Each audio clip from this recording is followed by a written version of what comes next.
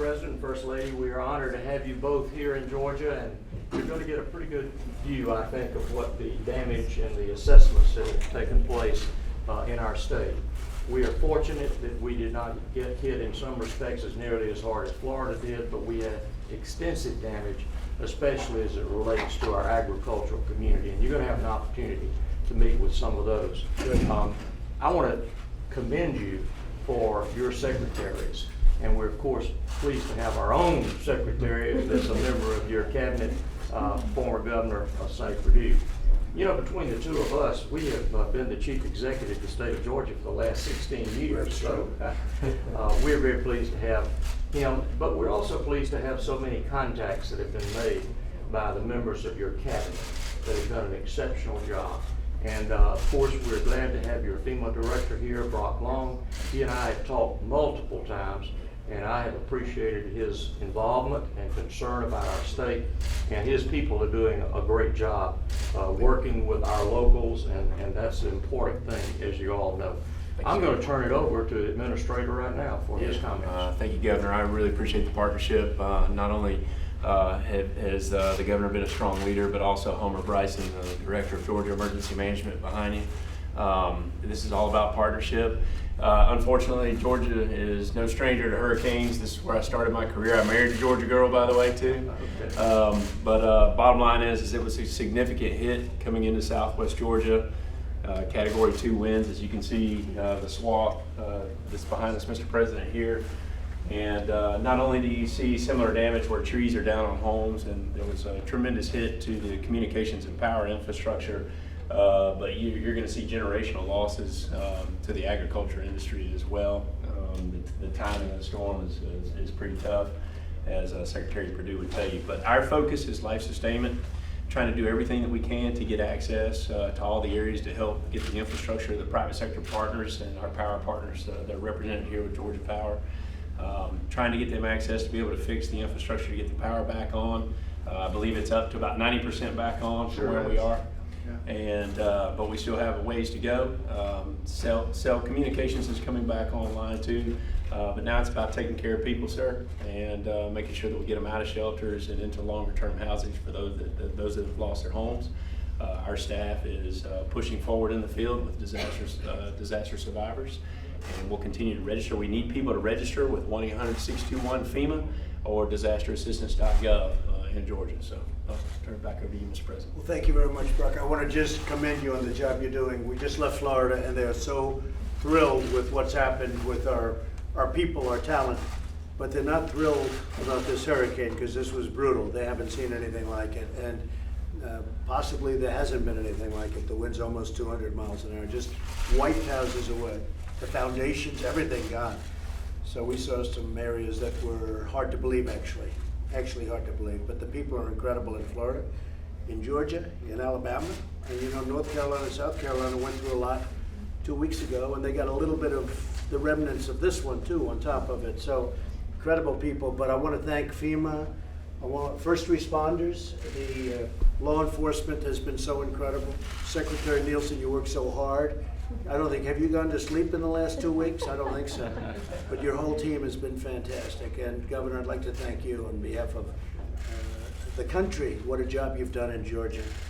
And I have to say, Rick Scott in Florida, likewise, the two of you have really done something. And I just spoke to the great governor of Alabama, and she is in there. She's in there fighting and also doing. We have terrific people running these states, and I want to thank you very much, really very much. And Brock, please say compliments to everybody from myself, the First Lady, Secretary Perdue used to be the governor of Georgia, as we said, but you have been very special. You know more about agriculture than any human being that I've ever spoken to. And he doesn't like it when hurricanes wipe out the crops. They just wiped them out. That doesn't make you feel too good. We were talking about it. He doesn't like to see that. But Sonny Perdue has been an incredible Secretary of Agriculture. And Sonny, how about saying a little bit? I want to reiterate what Governor Deal said, President. Your administration is making a reputation for being more connected to your state and local partners than any other administration I can ever remember. Commissioner Black, Governor, I've experienced as well. all the way from local community leaders to state legislators to governors. Your people you've appointed in your office are reaching out here, making people feel like we have truly one government, and that is a wonderful part to be a part of that. And I want to thank you for allowing us to do that, because it makes a difference when people undergo situations like this.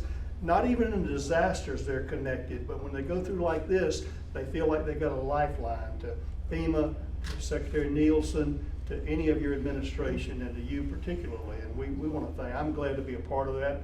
And Commissioner Black and I toured some of the ag area yesterday. There are tremendous losses, but our farmers are resilient. We're going to help them, you're going to help them, and they'll be okay. Well, let me ask you this, Sonny and Commissioner, when Brock says generational damage, that, I don't like the sound of generational damage. What does that mean, and how long does that take to get back? As we were talking coming up on pecan trees particularly, these trees typically start bearing about 7 years after they're planted. And then they don't reach economic profitability until about 10 years. So that's what we're talking about. That's half a generation there. These farmers, many percentages of pecan trees across the country, across the state down in southwest Georgia were toppled. And those that weren't toppled, the nuts have blown off. So they were looking for a bumper crop in cotton and pecans and peanuts. And the devastation there is heartbreaking to hear and to feel. And you'll talk to some farmers later today. Good. Very good. Please. Mr. President, thank you. Thank God you. bless you. Thank you for being here.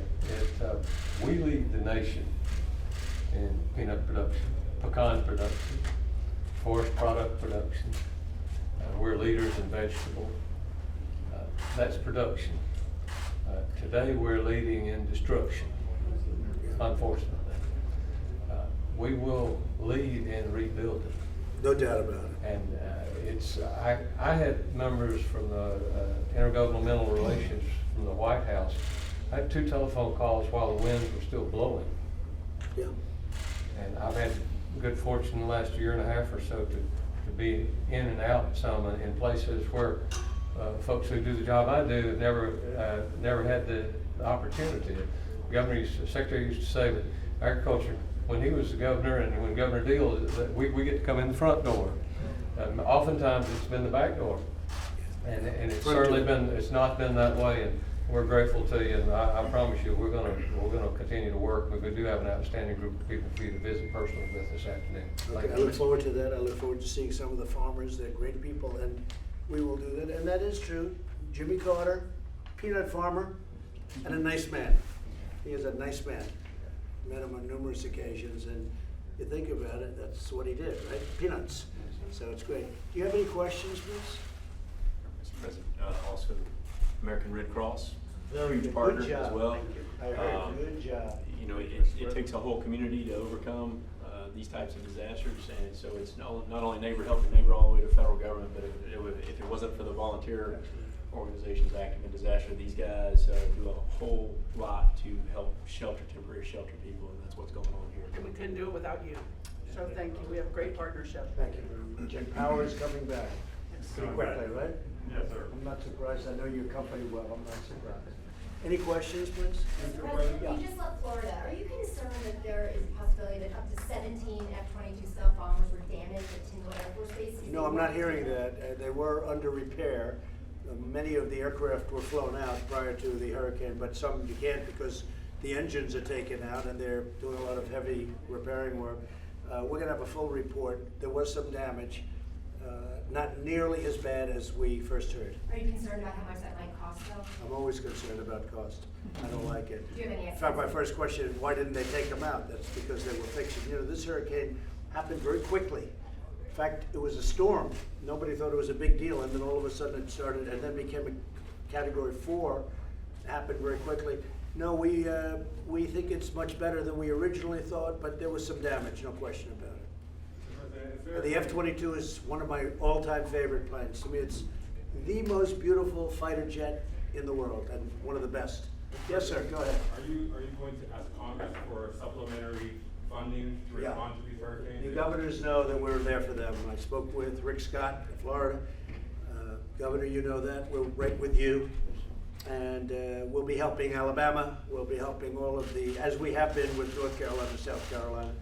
So we're there. Are you worried at all about the deficit that I always worry about the deficit, but what are you gonna do? You have a hurricane, I have to take care of the people, so the deficit's always a problem for me, but we take care of our people, most importantly. Is there a preliminary estimate on how much it's gonna cost to help all these people?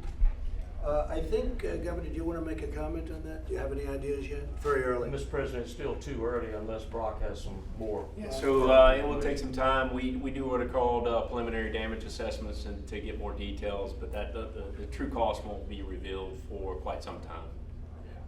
Mr. President, when you ran for president, did you ever imagine you would spend this much time thinking about the weather?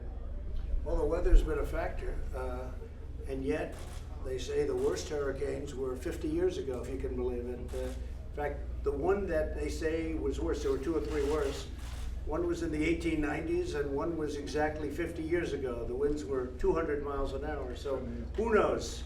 But that's what the numbers are. But we are. I addressed it last night on 60 Minutes. Is there nothing about the number of storms that come in that make you think? Well, we have a "Gee, big something's number, changing"? and for a long period of time, we had very few. I have a home in Palm Beach, Florida. I'm there a lot, and frankly, we had years where we had none, and then over the last couple of years, we had more, and hopefully, we'll go back to many years where we have none. But we have been hit by the weather. There's no question about it. But it is interesting that the worst of all time, 1890, and as you know, 50 years ago was the last really great one. That was supposed to be worse. I don't know if it gets worse. I've never seen anything where houses were ripped off with the foundations. You see, the foundations are actually taken out. So it's really, it's pretty amazing. But we have to get it taken care of, most importantly. Anybody else? Last night in your comments about climate change, you said that there is something there, and previously in the past you called it a hoax. What changed? No, there's something there. There's no question. There is something there. Man-made or not. I mean, there's something there. And it's going to go, and it's going to go back and forth, but there is something there. But again, 50 years ago it was brutal. 1890s were brutal. You have different times. And the main thing is we have to make sure things get brought back to perfect condition. That's what we're doing. We have tremendous support from the farmers. The farmers really got hurt, especially in Georgia. I mean, Florida was housing and other things, and over here, your farmers were really, those crops were really uprooted.